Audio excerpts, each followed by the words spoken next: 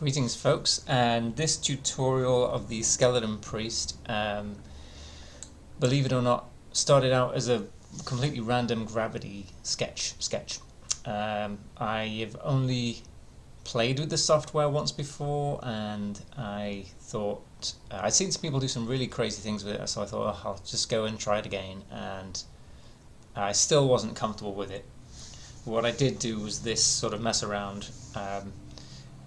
I saw this, like Jamar had used some, like he'd imported some like figures and made like a knight, and I thought that Gravity Sketch came with those figures, but it doesn't. But it comes with like this, this bust, and so I thought I'd start sculpting around the bust and just to see what I could come up with, and turned on the mirror tool.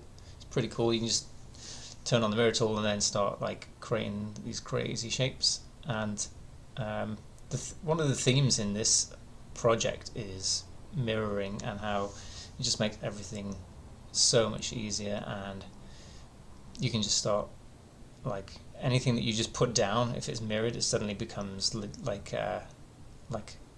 sort of a legitimate thing. So the problem with that Gravity Sketch is that it creates these really flat planes, so I had to go into 3D Studio Max here and thicken them up. And you'll also see, if I turn this modifier off, that it came in with flip normals, so I had to flip the normals, add like a shell modifier, just because you can't go straight from Gravity into 3D Coat, because it looks like a complete mess.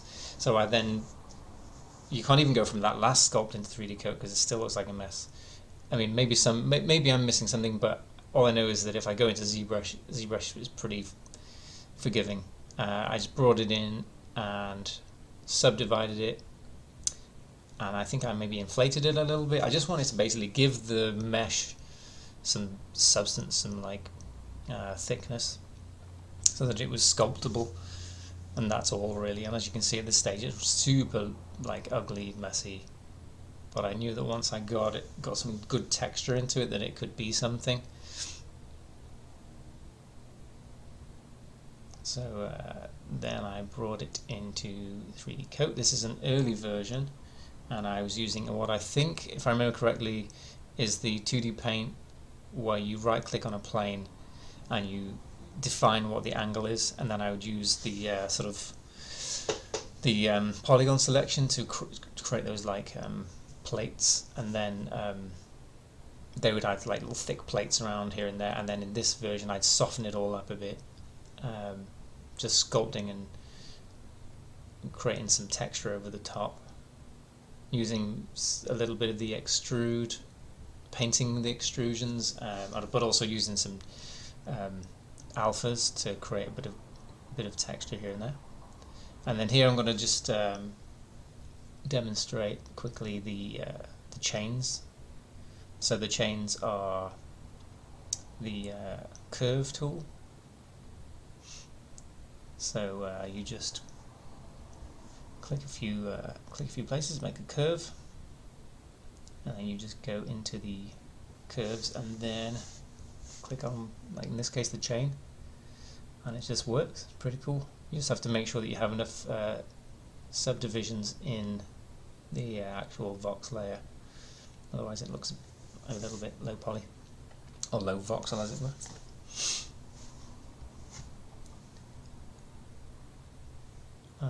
And this is just showing how sometimes I will, because I'm fairly comfortable poly modeling in 3D Studio Max, sometimes I'll just go into 3D Studio Max and make something simple like these, the template, the base for the shoulder pads, which I will then go and export into something else. Likewise with the staffs, I imported a skull, and then because 3D Studio Max is so good at curves, and I knew that I was going to create some Bezier curves and a lathe, using the lathe modifier, and those tools aren't great in either 3D Coat or Blender. It's just not, you don't get as much control, and I think at some point I'm going to try and transition away from 3D Studio Max and try and do all this within less and less programs, because I did use a lot of programs for this. And so now we're going on to the shoulder pads. So the shoulder pads we just brought in as those basic shapes that I showed you in 3ds Max, and then I literally just built on top of them again using the mirror tool within Oculus Medium. I could then just put down these kind of, I think I was just using like these long flat shapes, and just creating like a sort of, it's kind of like a bony kind of structure, and then those tall pieces on the sides there were quite useful in defining the silhouette of the skeleton priest dude.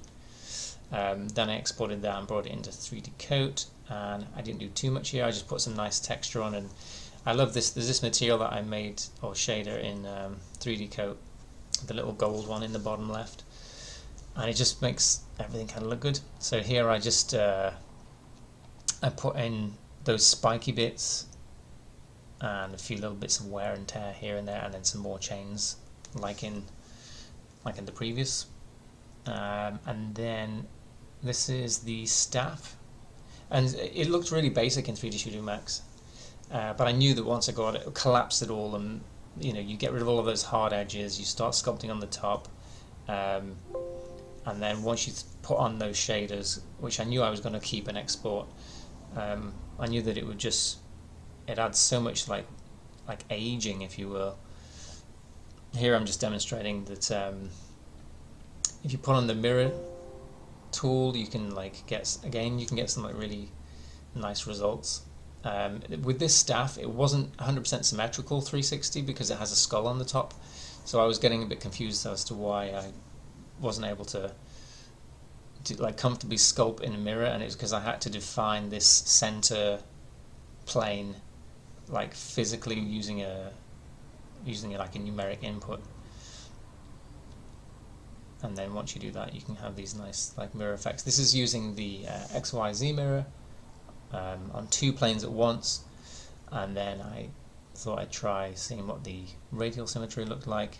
That has its uses. You can put as many, you put several iterations on the radial order and get all kinds of squiggly effects. But I think what I found better was just going straight for the regular mirror, and it really you can just sort of start creating these little shapes, and they will automatically look like something kind of runic. And then finally we get onto the Blender scene, which is where all the magic happens. With Eevee, it's just so many possibilities, and I've been using it extensively for the past few weeks. It's just amazing. Blender still has a few little bits and pieces that need ironing out, and it can be a bit slow. It has some performance issues, which everybody is aware of. But if you can just get around that, the results are amazing. The render times for this were just 4 seconds or something like that. It's almost instantaneous. Here I'm just showing that I made the cape using a cloth simulation, and it's playing through the simulation now, and it's cool because you can pick out which point in the simulation do you want to freeze it on, or, where do you want the cloth to lie. And if I wanted to, I could have maybe added a wind physics and stuff like that.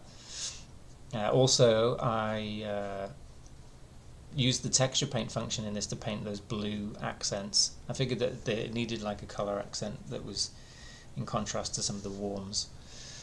The skeleton was bought for DAZ 3D and was posed in DAZ, and then I brought it in, and it ended up, so for this skeleton I actually posed that in Blender because the posing of the skeleton in DAZ wasn't great. Here's the lighting. That's when it all just comes to life.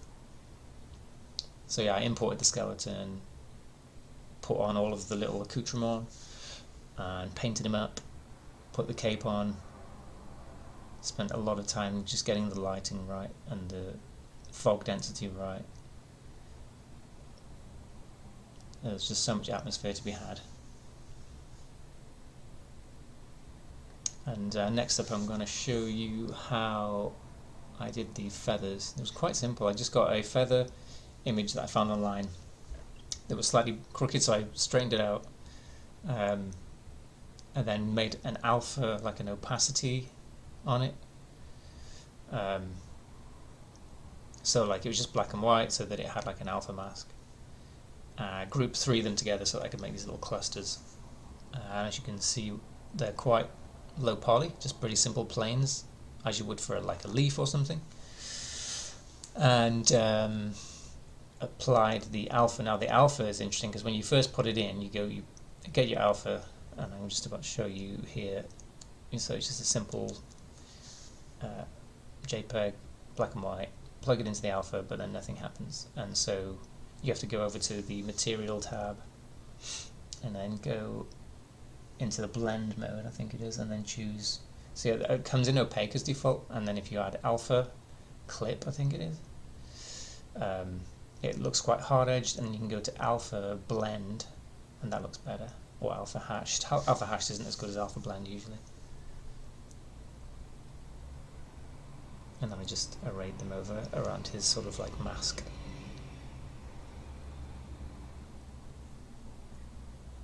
And that was it. So then going into Photoshop, there wasn't too much done in Photoshop. It was added some mist and painted over the top a little bit of smudge, but not too much. Some color correction and some texture. So that's about it.